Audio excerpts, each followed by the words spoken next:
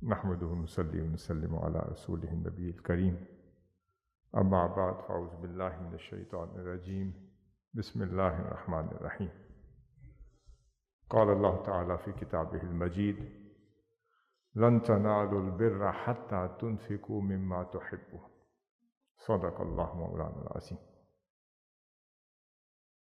یہ جو چیریٹی کا کانسیپٹ ہے جسے ہم سمجھتے ہیں کہ ہم نے جیب سے مال نکالا اور اللہ کی راہ میں خرچ کر دیا، یہ صرف اس پریکٹس کے ساتھ محدود نہیں ہے، یہ اس کی ڈیمانسٹریشن ہے، یہ اس کی امپلیمنٹیشن ہے، مگر چیریٹی کا کانسیپٹ یہاں سے شروع نہیں ہو، یہ اس کی امپلیمنٹیشن ہے، یہ اس کی عملی تعبیر ہے۔ کیا آپ جیب سے اللہ رب العزت کے دیے ہوئے مال سے کچھ حصہ نکالتے ہیں اور اللہ کی راہ میں کسی بھی شکل میں خرچ کر دیتے ہیں اور کہتے ہیں لوجہ اللہ میں نے خرچ کر دیا؟ اس چیریٹی کا جو کانسیپٹ ہے وہ شروع وہاں سے ہوتا ہے جب آپ اللہ کی بارگاہ میں کچھ خرچ کرنے کا ارادہ کرتے ہیں۔ کچھ لوگ اس ارادے کو پائے تکمیل تک پہنچاتے ہیں، وہ اس کا ڈبل اجر پاتے، اور کچھ لوگ اس ارادے کو پائے تکمیل تک نہیں پہنچا پاتے، باوجود وہ بھی اس کا ایک اجر ضرور پاتے۔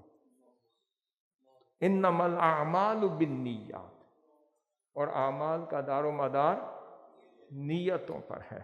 تو اللہ رب العزت کا کرم دیکھیں آقا صلی اللہ علیہ وسلم کی امت پر کہ وہ صرف حضور کی امت کی خاطر خرچ کرنے کے جذبے کی نیت پر بھی اجر وہ چھوڑتا نہیں، وہ بھی اسی وقت عطا کر دیتا۔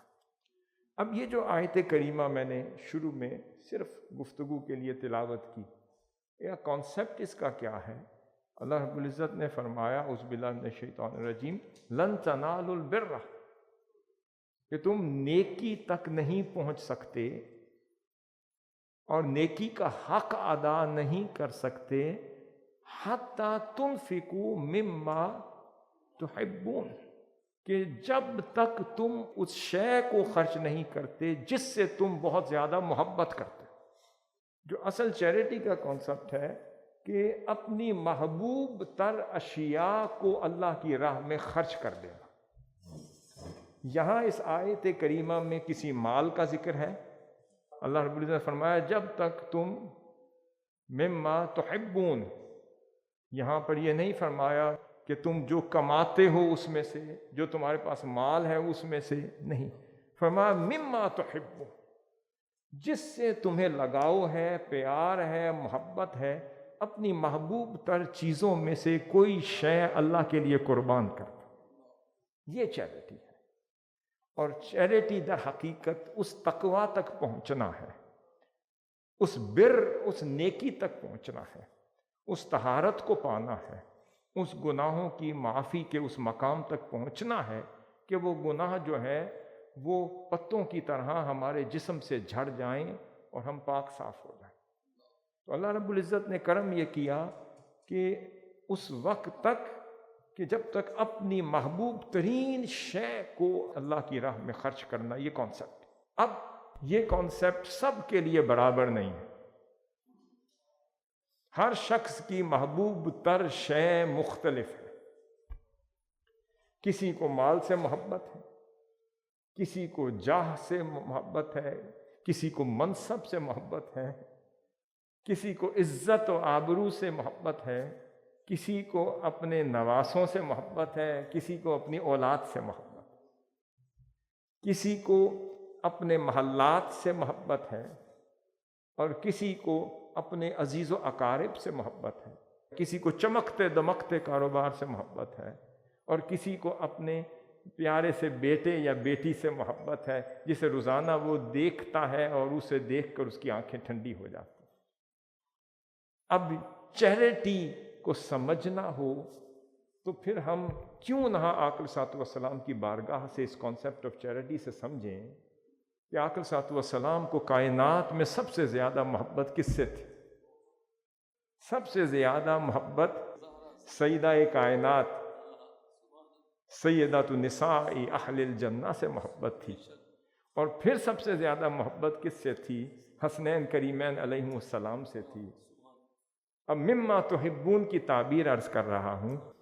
ایک روز صحابی بیان کرتے ہیں کہ آقا صلی اللہ علیہ وسلم مسجد النبوی میں تشریف فرما ہے، آپ کی دائیں جانب سیدنا امام حسین علیہ السلام تشریف فرما ہے چھوٹی عمر میں، اور بائیں جانب آپ کے صاحبزادے سیدنا ابراہیم وہ تشریف فرما ہے، اور آپ کی چشمان مقدس سے آنسو بہہ رہے ہیں۔ اور صحابی پوچھتے ہیں یا صحابیہ پوچھتی ہیں، یا رسول اللہ کیا ہوا؟ فرمایا ابھی ابھی جبریل امین مجھے خبر دے گئے، اور وہ کہہ گئے کہ اللہ رب العزت چاہتا ہے کہ محبوب ان دونوں میں سے ایک کو رکھ لیں اور ایک کو قربان کر۔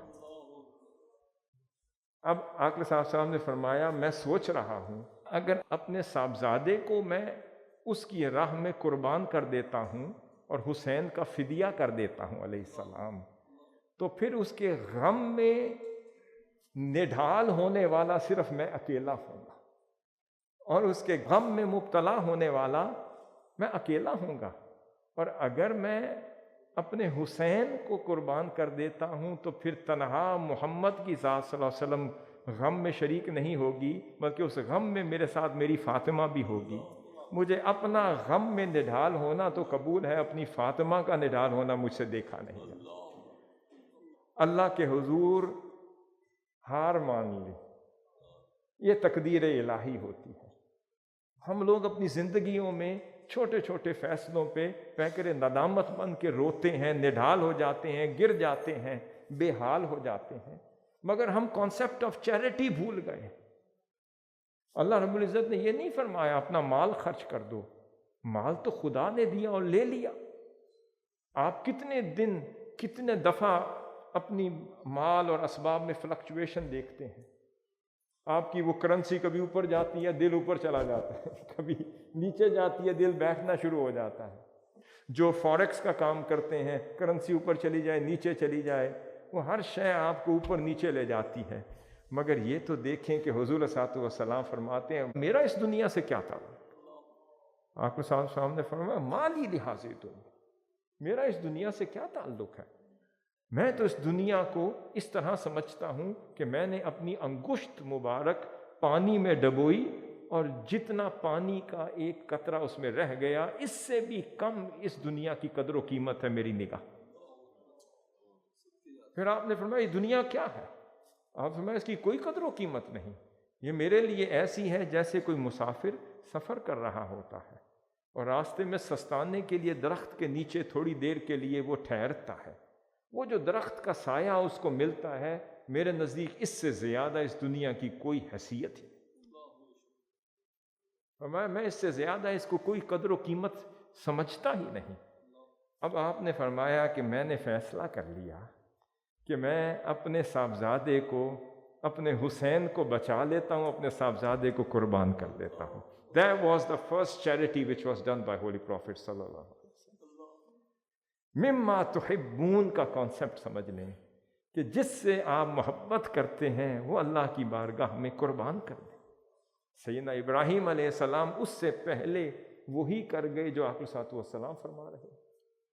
جب اپنے صاحبزادے سے محبت ہو گئی، میں سوال یہ پیدا ہوتا ہے یہ قربانی شروع میں بھی تو لی جا سکتی تھی نا، کوئی بیماری ہوتی، بخار ہوتا، اس دوران وہ جان لے لی جاتی، تو قربانی تو ہے، مگر قربانی کا وقت دیکھیں کہ جب سیدنا اسماعیل علیہ السلام اپنے جوبن پر پہنچے، جب آپ کو اپنا وارث اور اپنا فرزند حسین و جمیل ایک جوان آپ کی اس ذریت کو لے کر چلنے والا اسماعیل علیہ السلام وہ اس عالم شباب میں جب نظر آتا ہوگا تو آپ کی آنکھیں کتنی ٹھنڈی ہوتی ہوں گی۔ اللہ رب العزت نے اس وقت امتحان میں ڈالا جب آپ کی آنکھیں ان کو دیکھ کر ٹھنڈی ہو جاتی ہیں۔ فرمایا اے ابراہیم اب تجھ سے قربانی لیتا ہوں۔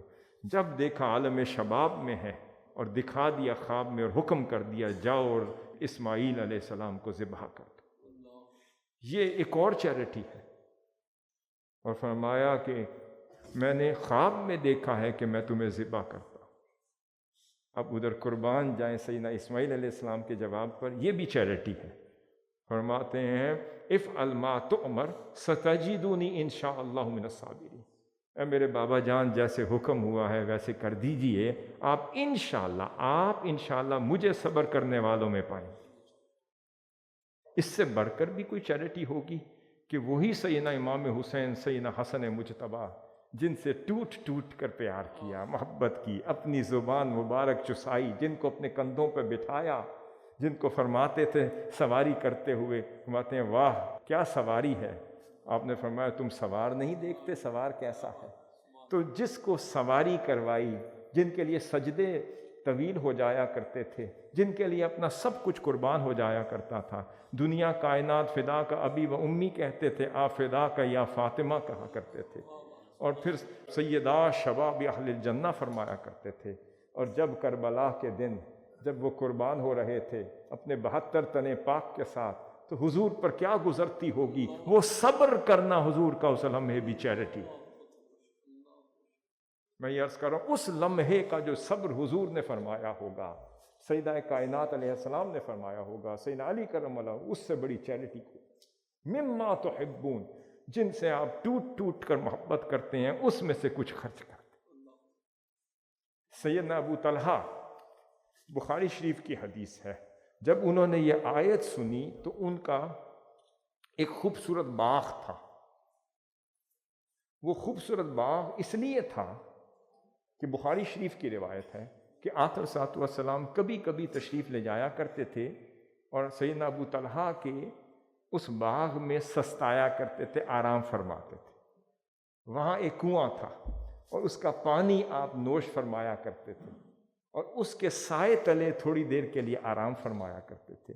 تو سیدنا ابو طلحہ کو اس باغ سے اس لیے محبت ہو گئی کیونکہ آقا صلی اللہ علیہ وسلم اپنے قدم رنجا فرمایا کرتے تھے، اسے نسبت حضور سے ہو گئی، تو مما تحبون کے درجے میں آ گیا کہ جس باغ کو حضور نے پسند کر لیا اس سے بہتر اور کیا ہو سکتا۔ جب یہ آیت نازل ہوئی تو سیدنا طلحہ رضی اللہ تعالیٰ عنہ حاضر ہو گئے، کہتے ہیں یا رسول اللہ یہ جو باغ مجھے آپ کی وجہ سے پسند ہے، میں اللہ کے رسول صلی اللہ علیہ وسلم کی بارگاہ میں پیش کرتا ہوں۔ عقیدے کی بات سنیے کہ پیش تو حضور کو کر رہے ہیں، بخاری شریف کے لفظ ہیں کہ میں اللہ اور اللہ کے رسول کو پیش کر رہا ہوں۔ اس کا مطلب عقیدہ واضح ہو گیا کہ حضور کو پیش کرنا ایسے ہی ہے جیسے خدا کو پیش کرنا۔ یہاں پہ ان کو کوئی عقیدوں میں کوئی تذبذب نہیں تھا، کوئی ہچکچاہٹ نہیں تھی۔ they were very clear about their عقیدہ، their philosophies, ideology۔ انہوں نے کہا نہیں یا رسول اللہ آپ کو پیش کر رہا ہوں اور اللہ کو پیش کر۔ اب آقا صلی اللہ علیہ وسلم کا جواب دیکھیں، آپ نے فرمایا اے طلحہ تم نے پیش کیا، میں نے قبول کر لیا، قبول کر کے پھر میں تمہیں واپس دے رہا۔ پھر سیدنا طلحہ کو واپس دے دیا۔ پھر آقا صلی اللہ علیہ وسلم نے فرمایا یا ابا طلحہ اب میں تمہیں کہتا ہوں کہ اس کا پہلا حق تمہارے اقارب قریبی رشتہ داروں کا ہے۔ This is the Islamic concept of charity۔ ہم کہتے ہیں جی وہ ادھر جا کے خرچ کر دیں، ادھر جا کے خرچ کر دیں، نہیں۔ آپ صلی اللہ علیہ وسلم فرماتے چلو صدقہ دے دیا ہے، چلو دے دو، مال غنیمت میں ڈال دو، کسی جنگ میں استعمال ہو جائے گا، یہاں ہو جائے گا، بیچ کے ادھر کر دو، نہیں۔ آقا صلی اللہ علیہ وسلم نے سنت عطا کرنی تھی پوری امت کو ہر دور کے۔ آپ نے فرمایا کہ نہیں میں نے قبول کر لیا اور پھر تمہیں دے دیا۔ یہاں کیا ہوتا ہے، وہ کہتے ہیں ماشاءاللہ کچھ اور بھی ہے وہ بھی دے دے، کہیں اور نہ چلا جائے، مگر وہ تو سلطان کائنات تھے۔ آپ نے فرمایا کہ اے ابو طلحہ تیرے دل کے لیے میں نے رکھ لیا، اللہ کے رسول صلی اللہ علیہ وسلم نے قبول کر لیا، تجھے واپس دے دیا، اب جو تیرے قریبی رشتہ دار ہیں ان کا حق ہے ان میں تقسیم کر۔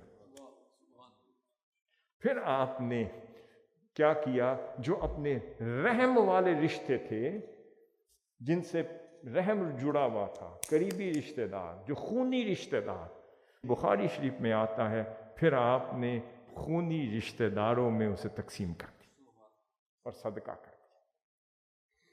دیکھیں ہمارے ہاں کانسیپٹ آف صدقہ ہی بڑا گڈمڈ ہو گیا ہے، وہ اختلاط کا شکار ہو گیا ہے، اس پہ بھی گرد و غبار کی کئی تہ جو ہے جم چکی ہیں، ہم کچھ اور سمجھتے ہیں۔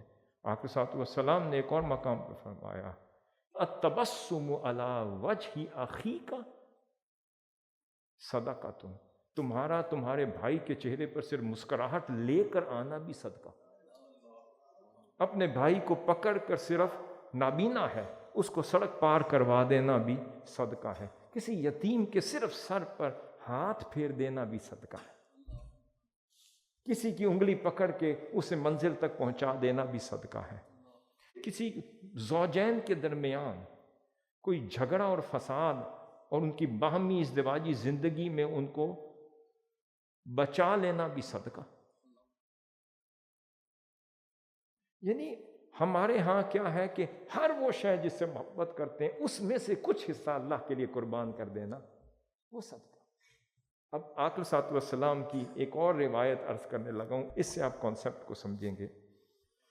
راوی بیان کرتے ہیں، صحیح حدیث ہے، راوی بیان کرتے ہیں کہ آقا صلی اللہ علیہ وسلم نے ممبر مبارک پر خطبہ فرمایا، اور غالباً راوی بیان کرتے ہیں کہ وہ جمعے کا خطبہ تھا، غالباً واضح طور پر الفاظ میں نہیں آتا مگر اندازہ یہ ہے کہ وہ خطبہ جمعہ تھا۔ اقامت ہو چکی ہوئی تھی، اور اب جب اقامت ہو جائے تو اسی وقت امام صاحب مصلی پر سیدھا جماعت شروع کر دیتے ہیں۔ عموماً تو یہی ہے نا جو آپ دیکھتے ہیں، سنتے ہیں، عمل کرتے ہیں۔ اقامت مکمل ہو گئی، آقا صلی اللہ علیہ وسلم نیچے تشریف لائے، سامنے دیکھتے ہیں ایک سائل کھڑا ہے، وہ حضور علیہ السلام سے کچھ کہنا چاہتا ہے۔ اب یہاں پر آقا صلی اللہ علیہ وسلم فرما سکتے تھے نا کہ بھائی ذرا اقامت ہو چکی ہے، تھوڑا صبر کرو، میں نماز پڑھ لوں پھر میں تمہاری بات سنتا ہوں۔ آپ نے اس کو نہ نہیں کی، اس کے دل کو دکھایا نہیں، وہ طویل گفتگو کر رہا تھا اور آپ مسکراتے ہوئے اور تبسم کنا چہرہ اقدس سے اسے سنتے جا رہے تھے۔ اس کی جو بھی حاجت تھی وہ سن لی، اس دوران، اس وقفے کے دوران حاجت روائی بھی کر دی۔ اس کی جو ضرورت تھی، وہ ایک بندہ ہے وہ سمپل کہتا ہے حضور مجھے یہ چاہیے، تو وہ 2 منٹ کی بات ہے، مل گئی۔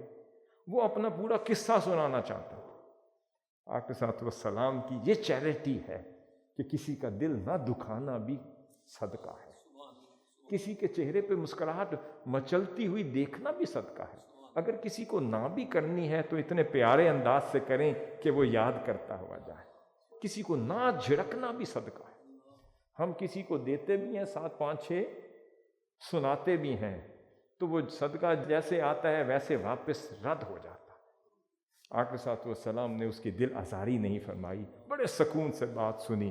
جب بات مکمل ہو گئی تو حضور سے بڑھ کر کوئی شریعت دینے والا ہے؟ اس کے بعد آقا صلی اللہ علیہ وسلم نے یہ نہیں فرمایا روایت میں کہ دوبارہ اقامت کہو،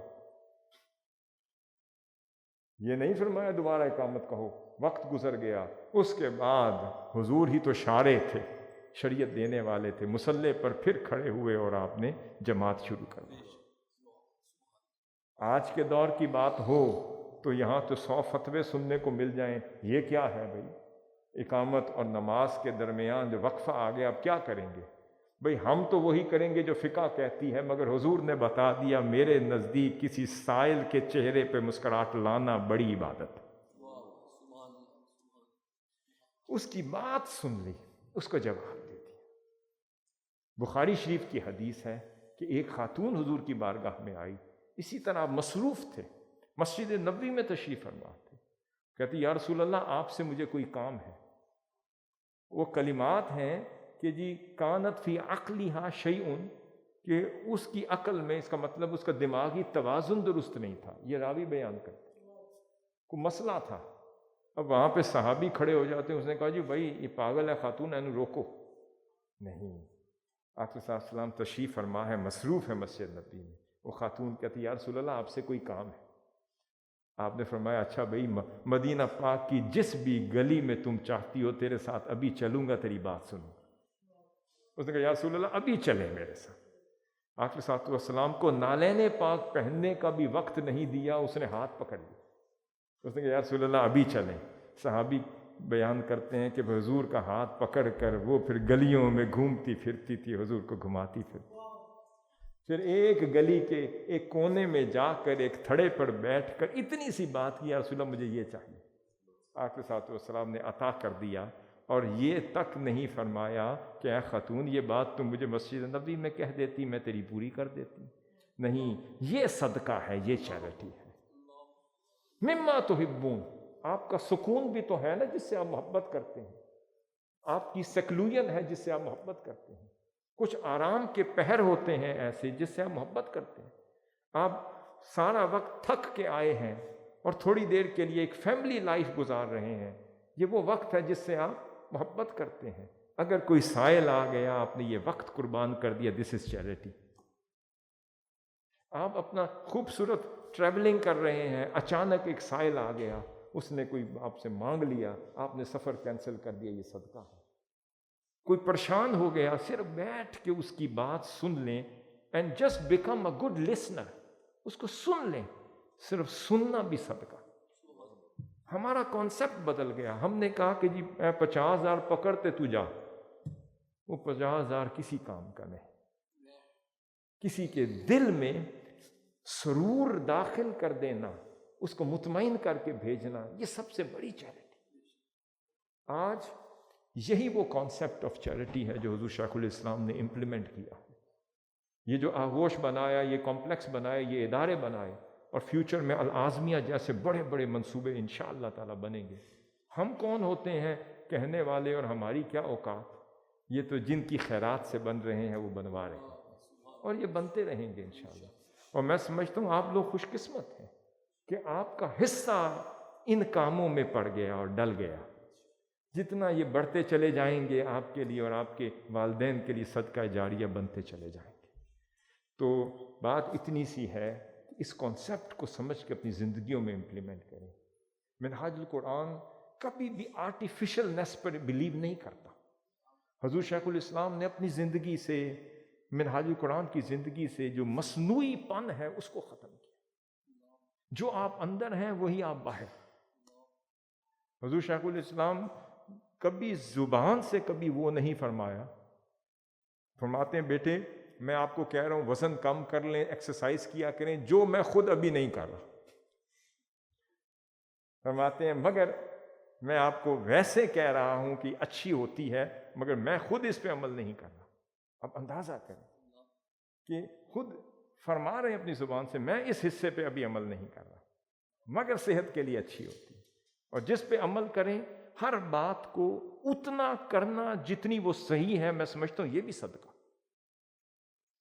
ہم اپنے کانسیپٹ آف لائف کو اور کانسیپٹ آف صدقہ کو ریویو کرنے کی ضرورت ہے۔ اگر ایک گلاس پانی پیتے پیتے کوئی آ گیا زیادہ پیاسا تھا، اس کو بھی دے دیا۔ وہ صحابہ کرام جو کسی غزوہ میں شہید ہو گئے اور ایک ہی گلاس پانی کا لایا گیا یا ایک پیالہ پانی کا، تو 7-8 بھائی اس کے تڑپ رہے تھے۔ اس نے کہا پانی، اتنے میں کسی نے آواز دی ماں پانی، اس نے کہا میرے بھائی کو دے دو۔ وہ پینے لگا، اس نے کہا ماں پانی، اس نے کہا میرے بھائی کو دے دو۔ وہ جب آخری شخص تک پیالہ لے جایا گیا تو وہ اللہ کو پیارا ہو چکا تھا۔ جب پھر پہلے شخص تک لے جایا گیا وہ بھی اللہ کا پیارا ہو چکا تھا۔ وہ سب نے پانی پی لیا اور اجر پا لیا۔ یہ صدقہ ہے۔ صرف اپنے ارد گرد کے لوگوں کی فکر کریں اور اپنے آپ کو کسی سے اوپر نہ سمجھیں۔ اپنے آپ کو کسی سے نیچے سمجھیں گے تو وہ خدا اوپر کرے گا۔ بس اس کانسیپٹ کو امپلیمنٹ کریں۔ ہم کون ہوتے ہیں؟ یہ تو اللہ رب العزت نے کرم کر دیا، ہماری جیب میں 4 پیسے ڈال دیے اور اس قابل کر دیا کہ ہم یہ ان کاموں میں حصہ ڈال رہے ہیں، مگر اس میں ہمارا کوئی کمال نہیں، یہ تو اس کا عطا کرتے ہیں۔ اس نے امانت دی اور ہم سے لے لی، اور ہمیں اس امانت کے لیے اس نے استعمال کر لیا، اس خدمت کے لیے چن لیا۔ بس خوش نصیب ہیں وہ جو اس منہاج کی ڈیولپمنٹ میں حصہ ہیں۔ جب قبلہ حضور شیخ الاسلام نے اس کا آغاز کیا تھا، اس وقت یہ مراکز، یہ ادارے، یہ تعمیرات، یہ انسٹیٹیوشن، آج منہاج یونیورسٹی 175 سے زائد پروگرامز ہیں جو رن کر رہی ہے۔ 175 سے زائد پروگرامز رن کر رہی ہے۔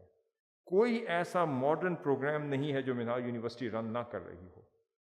38 جو مختلف ڈپارٹمنٹس ہیں جو رن ہو رہے ہیں، اور 13 فیکلٹیز ہیں جو رن ہو رہی ہیں. تقریباً 8 سے 9 ہزار ایم فل کے اسٹوڈنٹس ہیں، جس میں سے آدھے ڈگری لے جا چکے ہوئے ہیں اور آدھے ڈگری پروسیس میں ہیں، اور سینکڑوں کی تعداد میں پی ایچ ڈیز لے جا چکے ہوئے ہیں اپنی پی ایچ ڈی ڈگریز، اور اتنی جو ہے وہ پروسیس میں. اس کا مطلب ہے کہ یہ ایک علم کا بھی صدقہ جاریہ ہے جو چل رہا ہے. یہاں فیض بھی جاری ہے، علم بھی جاری ہے، یہاں پہ ادب بھی ہیں، آداب بھی ہیں، اخلاق بھی ہیں، روایات بھی ہیں، قدریں بھی ہیں. ہم نے یہی سیکھا ہے کہ قدریں آپ کی سلامت رہیں تو باقی سب کچھ زندہ ہے. جن کی قدریں مٹ جائیں تو وہ تحریکیں کبھی زندہ نہیں. تحریک منہاج القرآن کا بس یہی تعارف کہ منہاج القرآن پچھلے جو اسلاف ہیں ان کی قدروں کو اور جو آج کے دور کے جو بزرگ ہیں ان کے ساتھ ملا کر آپ کو ان جیسا بنانے کی کوشش کرتا ہے. یہ منہاج القرآن کی کوشش ہے، اور آپ لوگ اس کا حصہ بنیں اور اس پروگرام کا حصہ بنتے رہیں. اللہ تعالیٰ ہم سے اور آپ سے یہ خدمت لے لے، یہ اس کا کرم ہے اور یہ اس کا احسان ہے کہ ہمیں وہ چن دے. اور حضور شیخ الاسلام کے دور میں ان جیسی ہستی اس نے ہمیں دکھا دی، یہ بھی اس کا احسان ہے کہ ہماری آنکھوں نے دیکھ لیا. اللہ رب العزت آپ کو ہمیں سلامت رکھے، آپ کی چیریٹی اور خدمات قبول فرمائے. اللہ رب العزت آپ کا حامی ناصر ہو. وما علینا الا البلاغ المبین.